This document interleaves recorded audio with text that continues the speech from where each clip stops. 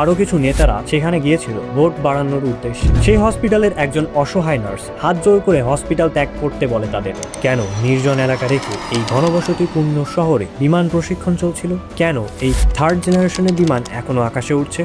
প্রশ্নটি উল্টাও হতে পারে, কেন এই বিমানবন্দর এলাকার পাশে স্কুল কলেজ ও ঘনবসতি গড়ে উঠলো? কলেজের ভিতরে ছিল যেসব টিচাররা ছিল, যেসব কলেজ ক্যাপ্টেনরা ছিল, ওদের ওরা মারা শুরু করছে। কেন মারা শুরু করছে? যাতে অ্যাকচুয়াল যে ডেড নাম্বার, যে ছাত্রদের ডেড নাম্বার, এরা যাতে না বের হইতে পারে।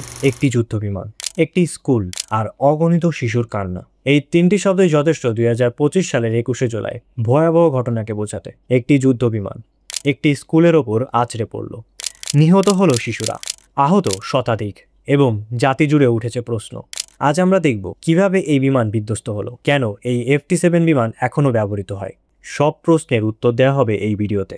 21শে জুলাই 2025 বাংলাদেশে উত্তরার ইতিহাসে এক ভয়ঙ্কর দিন। 1টা 6 মিনিট কুর্মিটোলা বিমান ঘাঁটি থেকে উড়ে যায় একটি F-7 BGI প্রশিক্ষণ যুদ্ধ বিমান, যেটি নিয়ে টেক অফ করেন পাইলট তৌকির ইসলাম সাগর। এই দিন ছিল তার প্রথম ও একক ফ্লাইট বা স্লো ফ্লাইট। এই দিন তৌকির ডুয়েল ফ্লাইট পরিচালনা করেছিলেন।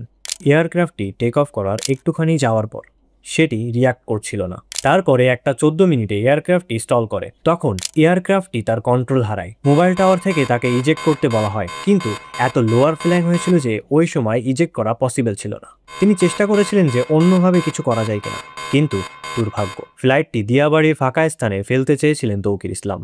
এজন্য বেশ কিছু সময় ধরে চেষ্টা চালালেও শেষ পর্যন্ত পারেননি। 1টা 18 মিনিটে মাইলস্টোন স্কুল অ্যান্ড কলেজের ওপর বিধ্বস্ত হয় বিমানটি। ক্লাস তখন শেষের দিকে, শিশুরা ফিরবে বাড়ির দিকে।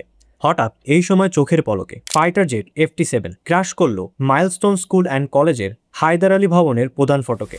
মুহূর্তেই শেষ হয়ে গেল কিছু তাজা প্রাণ, এমনকি রেহাই পায়নি শিক্ষার্থীর অভিভাবকও। স্কুলে ছুটির পর তার মেয়েকে আনতে যেয়ে প্রাণ হারালেন একজন মহিলা। 22 তারিখে জানা যায় মোট 32 জন নিহত হয়েছে, আর আহত হয়েছে 120 থেকে 150 জন। কিন্তু শিক্ষার্থীরা যারা ঘটনাস্থানে ছিল তারা বলছে আরও বেশি সংখ্যক মানুষ মারা গেছে। এটার একটাই কারণ, বাংলাদেশে যখন এই ধরনের ঘটনা ঘটে তখন লাশ গুম হয়। কালকে যেটা হয়েছে, আর্মি এবং বিমান বাহিনী যেটা করছে, সন্ধ্যা হওয়ার সাথে সাথে ওরা কলেজের ভিতরে ছিল যেসব টিচাররা ছিল, যেসব কলেজ ক্যাপ্টেনরা ছিল, ওদের ওরা মারা শুরু করছে। কেন মারা শুরু করছে? যাতে অ্যাকচুয়াল যে ডেড নাম্বার, যে ছাত্রদের ডেড নাম্বার, এরা যাতে না বের হইতে পারে। এরকম ভাবে যদি তথ্য গোপন করা হয়ে থাকে তাহলে মানুষ মিথ্যা তথ্যকে মেনে নিতে শুরু করবে। সবাই যখন ঘটনাস্থলে যে যার জীবন বাঁচাতে ব্যস্ত, তখন স্কুলটির শিক্ষিকা মাহরিন চৌধুরী শিক্ষার্থীদের চিৎকার, আতঙ্ক ও ধোঁয়ার মধ্যে নিজে আগুনে পুড়ে অন্তত 20 জন শিক্ষার্থীর জীবন বাঁচান। তিনি একটাবারও নিজের কথা ভাবেননি। পরবর্তীতে তাকে উদ্ধার করে ঢাকার জাতীয় বার্ন ও প্লাস্টিক সার্জারি ইনস্টিটিউটে পোড়া শরীর অবস্থায় নেওয়া হয়, কিন্তু বিকাল 4টা 30 মিনিটে মারা যান তিনি। গত বছর জুলাই যেমন মীর মাহফুজুর রহমান মুগ্ধ পানি বিতরণ করতে করতে গুলিবিদ্ধ হয়ে মারা যান, তেমনি এই বছর মাহরিন চৌধুরী মৃত্যু। জুলাই যে আমাদের জন্য অভিশপ্ত, এই ঘটনা সেটা মনে করিয়ে দেয়। এই ঘটনাটি যে নতুন এমন নয়। বাংলাদেশের F-7 বা F-7 মডেলের যুদ্ধ বিমান এর আগে আরও 3বার বিধ্বস্ত হয়েছে। 2008 সালে স্কোয়াড্রন লিডার মোর্শেদ হাসান, 2015 সালে ফ্লাইট লেফটেন্যান্ট তাকনিদ রহমান, 2018 সালে উইং কমান্ডার আরিফ আহমেদ দীপু এবং 2025 সালে তৌকির ইসলাম। আগের দুর্ঘটনায় শুধু পাইলটের মৃত্যু বা সামান্য ক্ষয়ক্ষতি হলেও 2025 সালের 21শে জুলাই ছিল মর্মান্তিক।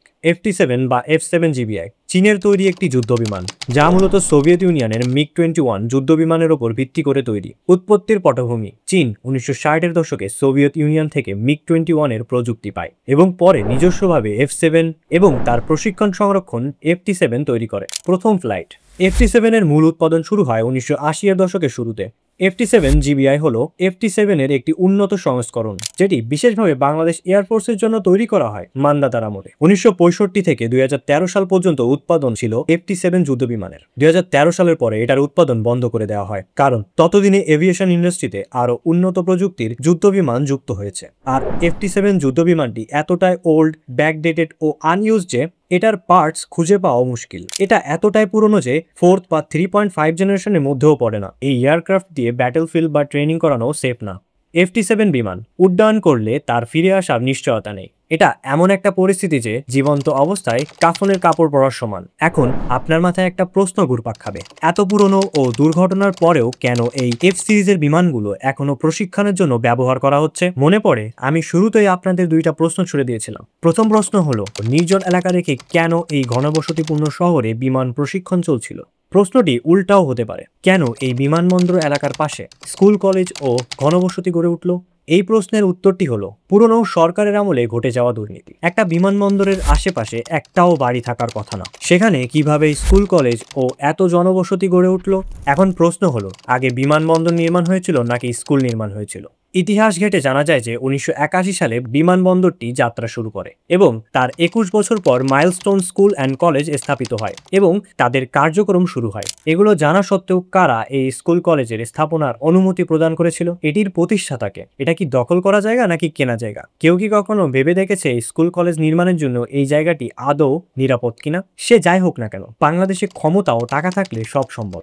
আমরা আসলে প্রকৃত মানুষ হব কবে? যেখানে মা বাবা তার সন্তান হারানোর শোকে ভেঙে পড়েছেন, যেখানে অ্যাম্বুলেন্সও বেরোতে পারছে না, সেখানে ঘটনা দেখা ও ভিডিও করে ভিউ কামানোর জন্য জনতা ভিড় করেছে। তারা নির্লজ্জের মতো হাসছে, যেন এখানে মেলা বসেছে, আনন্দ করতে ও পিকনিক করতে এসেছে তারা। এখানে যে হচ্ছে অগ্নিকাণ্ড লাগছে ওইটাই দেখতে আসছে। আপনারা যেটা করতেছেন আমরা ওইটাই করতেছি। ভ্রমণের মানে যেতে চাইছিলাম, দিল না তো যাইতে, কারণ আসছিলাম কাজে, যেই কাজে এই কাজে তো হইলো না। এ পর্যন্তই। আরো কিছু নেতারা সেখানে গিয়েছিল ভোট বাড়ানোর উদ্দেশ্যে, অথচ সেইখানে তাদের প্রয়োজনই ছিল না। তারা উপকার করার চেয়ে ঝামেলা সৃষ্টি করে বেশি। আমাদের বোঝা উচিত, মাঝে মধ্যে পরিস্থিতি এমন অবস্থায় আসে যে কোনো কিছু না করাই সবচেয়ে বড় উপকার।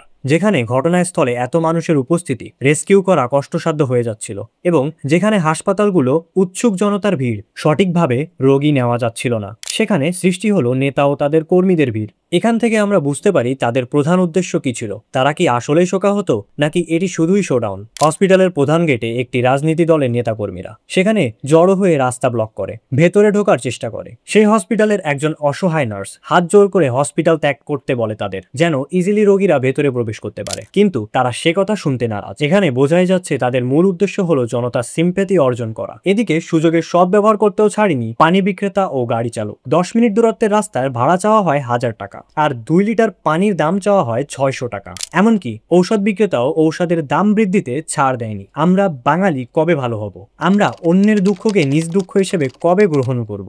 আর কতগুলো প্রাণ গেলে বাঙালির বিবেক জাগ্রত হবে? আমাদের জিডিপি বা ইকোনমির দিকে লক্ষ্য করলে দেখা যাবে যে পাকিস্তান থেকে আমরা কতটা এগিয়ে, কিন্তু সামরিক খাতে আমরা মায়ানমার থেকেও পিছিয়ে আছি। দেশ রক্ষার জন্য না আছে আমাদের অস্ত্র ভান্ডার, না আছে আমাদের উন্নত প্রযুক্তির ফাইটার জেট। খাতা কলমে আমাদের যেগুলি আছে তাও যুগ উপযোগী নয়। যদি আমরা মনে করে থাকি এটি সামান্য একটি অ্যাক্সিডেন্ট, তাহলে এটা সামান্যই অ্যাক্সিডেন্ট। কিন্তু আমরা যদি প্রপারলি গভীরতায় যাই, তাহলে আসল ঘটনা জানতে পারবো কতটা নাজুক অবস্থা আমাদের এই মিলিটারির। কেন এখনো এই পুরনো আমলের ফাইটার জেট ব্যবহার করা হচ্ছে? কারণ বিগত 16 বছরে শেখ হাসিনা বাংলাদেশকে ভারতের হাতে বর্গা দিয়েছিল। সে মনে করত সকল প্রকার আক্রমণের হাত থেকে বাংলাদেশকে রক্ষা করবে ভারত। তার এই চিন্তা ভাবনা ও অবহেলার কারণে আমাদের দেশের মিলিটারির খাত এখনো এতটা নাজুক। এমন অবস্থায় এই দেশটাকে আমাদেরই গড়ে তুলতে হবে, যেখানে থাকবে আধুনিক মিলিটারি ওয়েপেন, উন্নত প্রযুক্তির ফাইটার জেট, মিসাইল সিস্টেম এবং ড্রোন বহর। এই ঘটনা থেকে প্রতিটা স্কুল কলেজে শিক্ষা নেওয়া উচিত। শিক্ষার্থীদের আইডি কার্ডে রক্তের গ্রুপ, অভিভাবকদের ফোন নম্বর থাকা বাধ্যতামূলক করা উচিত। কোনো প্রতিষ্ঠানই যেন আর কখনোই মাইলস্টোনের মতো এই ঘটনার সম্মুখীন না হয়। শেষ কথা হলো, আমাদের দেশ তখনই ভালো হবে যখন সাধারণ জনতা ভালো হবে এবং তাদের চিন্তাধারা পরিবর্তন করবে।